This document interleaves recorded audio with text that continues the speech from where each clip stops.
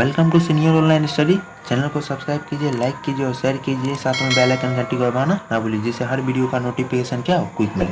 तो चलिए आज हम लोग 12th का प्रिपरेशन कर रहे हैं। फिजिक्स चैप्टर चलेगा हम लोग का फिजिक्स। ठीक है, टॉपिक आज पढ़ेंगे कैपेसिटर्स है क्या, हिंदी हो गया संधारित्र। ठीक है, तो आप लोग हेडिंग बना लीजिएगा, कैपेसिटर्स हिंदी हो गया संधारित्र। ठीक है, पहले डिफिनेशन जानते हैं, उसके बाद जानेंगे कैपेसिटर्स है क्या। ठीक है, इसका क्या क्या लाभदायक है इसके बारे में भी जानेंगे।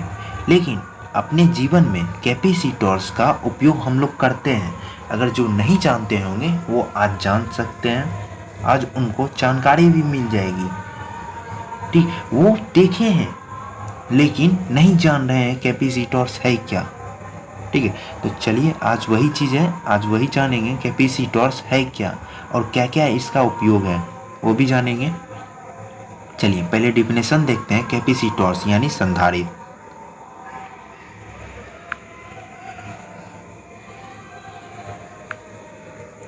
संधारित्र ऐसी विद्युतीय युक्ति है जिसके आकार या आयतन में बिना परिवर्तन किए उसकी धारिता बढ़ाई या घटाई जा सकती है, कैपेसिटर्स कहलाता है यानी संधारित्र कहलाता है।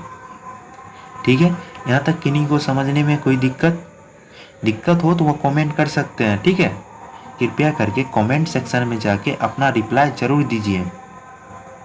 एक बार और रिपीट कर रहे हैं, कैपेसिटर्स यानी संधारित्र। संधारित्र ऐसी विद्युतीय युक्ति है जिसके आकार या आयतन में बिना परिवर्तन किए उसकी धारिता बढ़ाई या घटाई जा सकती है, संधारित्र कहलाता है। ठीक है, यहाँ तक किन्हीं को समझने में कोई दिक्कत नहीं है ना। अब चलिए अब हम लोग जानते हैं कैपेसिटर्स।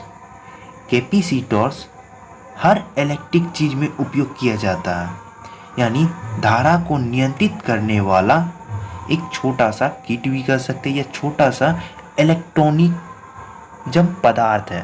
ठीक है, इलेक्ट्रॉनिक पदार्थ है। ठीक है, जो क्या करता है, धारा को नियंत्रित करता है।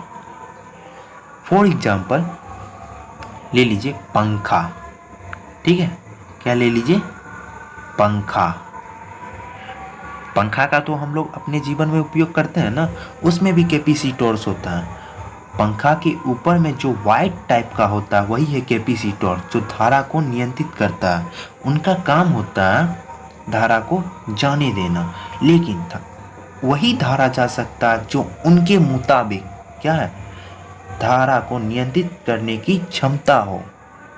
ठीक है, कैपेसिटर्स में जितना कैपेसिटी होगी वो उतना ही धारा को क्या करेगा, जाने देगा। अगर बाय चांस कोई सोच रहे होंगे कैपेसिटर्स होने के बाद भी धारा नियंत्रक है, लेकिन तब पर भी क्या हो जाते हैं, छोटे छोटे से कीट क्या होते हैं, जल जाते हैं। जलने का भी कारण है, क्या है तो बता देते हैं कि जब धारा उनसे यानी कैपेसिटर्स को धारा को जो रोकने की जो क्षमता होती है, अगर उनसे भी जब अधिक धारा की जब प्रवाह होती, जब उनसे नहीं रुकता है तो वो क्या करता है, धारा को अपने से होकर जाने देता है।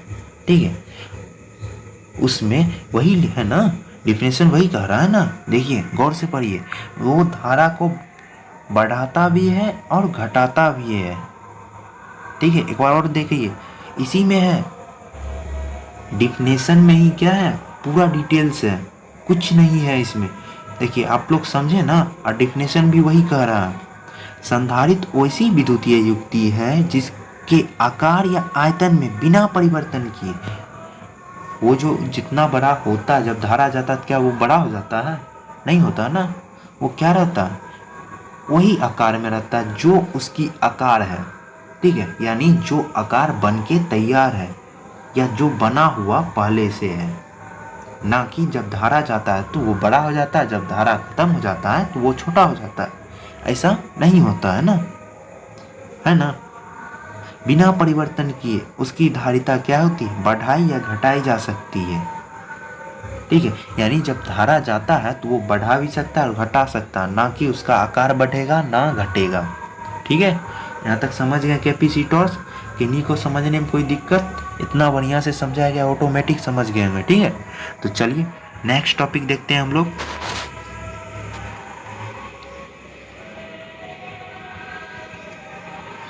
चलिए अब हम लोग पढ़ेंगे कैपेसिटी यानी धारिता। ठीक है, कैपेसिटी यानी धारिता। तो चलिए देखते हैं कैपेसिटी।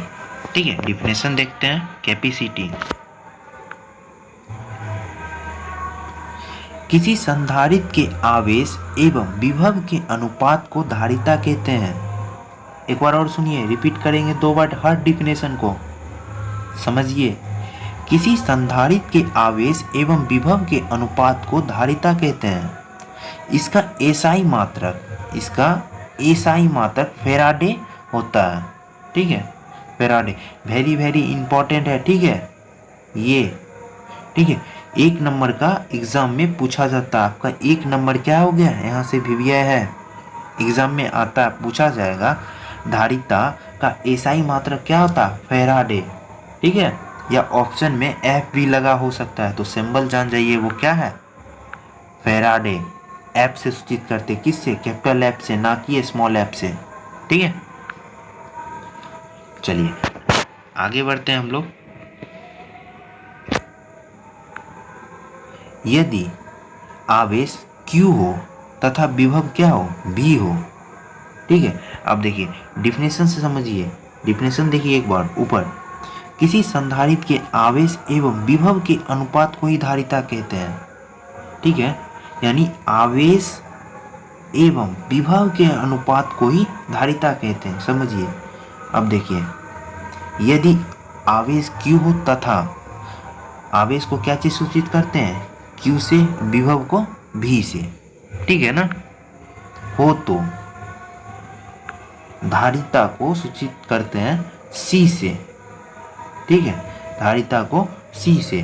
तो किसका, आवेश बट्टा विभव के अनुपात को किस चीज में व्यक्त करते हैं, वाटा में।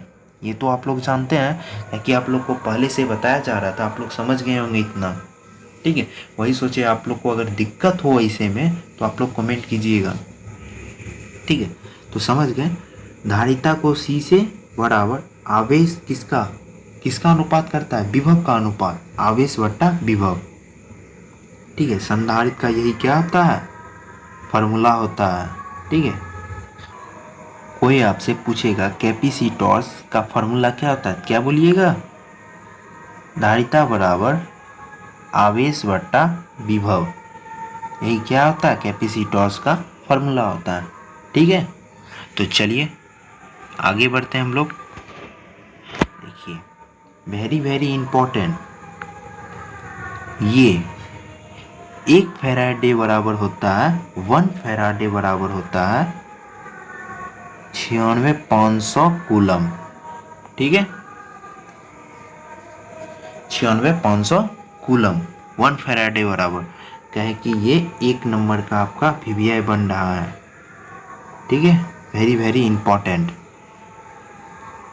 कोई आपसे पूछेगा 1 फैराडे बराबर कितना होता है, तो बोलिएगा 96,500 कूलम। 1 फैराडे बराबर 96,500 कूलम। 2 फैराडे बराबर उसको दूना कर दीजिएगा।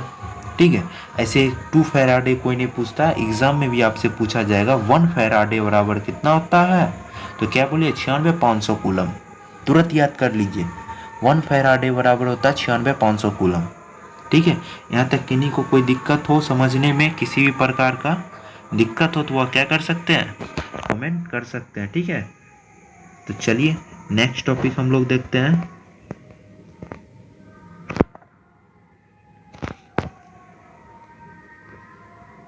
चलिए अब पढ़ेंगे हम लोग कॉम्बिनेशन ऑफ कैपेसिटर्स। ठीक है, दिखाई दे रहा है ना, कॉम्बिनेशन ऑफ कैपेसिटर्स यानी संधारित्र का संयोजन या समूहन। ठीक है,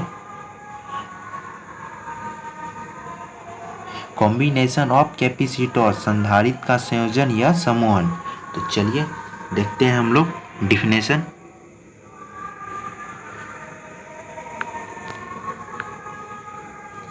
ऐसी व्यवस्था जिसमें तुल्य यानी सतुल्य बढ़ाई या घटाई जा सकती है उसे क्या कहते हैं? संधारित्र का संयोजन या समूहन कहते हैं। देखिए, कुछ है, कुछ नहीं है। वैसी व्यवस्था जिसमें सतुल्य बढ़ाई या घटाई जा सकती है उसे संधारित्र का संयोजन या समूहन कहते हैं, यानी कॉम्बिनेशन ऑफ कैपेसिटर्स। ठीक है, कॉम्बिनेशन ऑफ कैपेसिटर्स। ठीक है, यहाँ तक किन्हीं को समझने में कोई दिक्कत? डिफिनेशन में एकदम शॉर्ट डिफिनेशन है, एक बार में याद हो जाएगा आपको। ठीक है, आज हम लोग कौन कौन सा टॉपिक पढ़े थे? कैपेसिटर्स यानी संधारित्र, कैपेसिटी धारिता, और कॉम्बिनेशन ऑफ कैपेसिटर्स। ठीक है, संधारित्र का संयोजन या समूहन। ठीक है, 3 टॉपिक पढ़े हैं, आज इतना ही रहने देते हैं। ठीक है, नेक्स्ट टॉपिक नेक्स्ट डे हम लोग पढ़ेंगे, नेक्स्ट डे पढ़ेंगे। ठीक है, कॉम्बिनेशन ऑफ कैपेसिटर्स का 2 भाग है। क्या करते हैं, थोड़ा सा डिस्कस कर देते हैं आगे, यानी नेक्स्ट डे के लिए अगर जो चाहेंगे वो क्या कर सकते हैं, पढ़ के भी आ सकते हैं, या कोई पढ़े होंगे तो वो एक बार रिवीजन कर लेंगे तो मेरे द्वारा क्या कर सकते हैं, समझ सकते हैं। ठीक है, कितना बेटर है। ठीक है, तो देखिए नेक्स्ट डे हम लोग पढ़ेंगे कॉम्बिनेशन ऑफ कैपेसिटर्स का कितना भाग है, 2 भाग है। ठीक है, 2 भाग है। पहला हो जाता है सीरीज कॉम्बिनेशन ऑफ कैपेसिटर्स। ठीक है,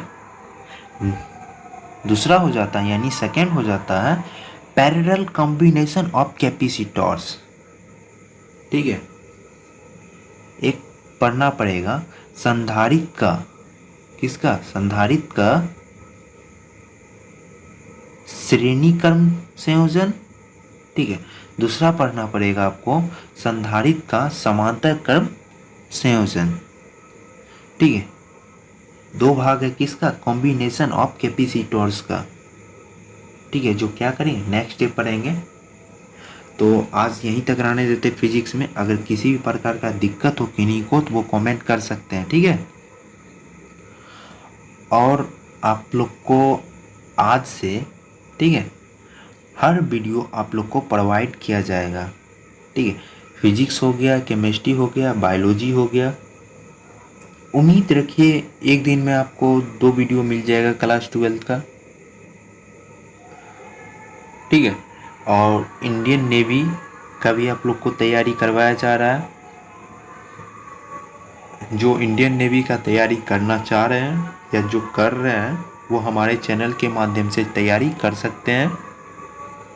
ठीक है, और वीडियो आप लोग को मिल चुका है। धीरे धीरे क्या किया जाएगा, उसका भी पूरा सिलेबस ख़त्म कर दिया जाएगा। ठीक है, आप लोग को चिंता नहीं करना है, सिर्फ मन से तैयारी कीजिए और कोशिश कीजिए ज़्यादा से ज़्यादा स्टूडेंट को जोड़ने का प्रयास कीजिए। ठीक है, तो आज यहीं तक रहने देते हैं। चलिए मिलते हैं नेक्स्ट डे के लिए।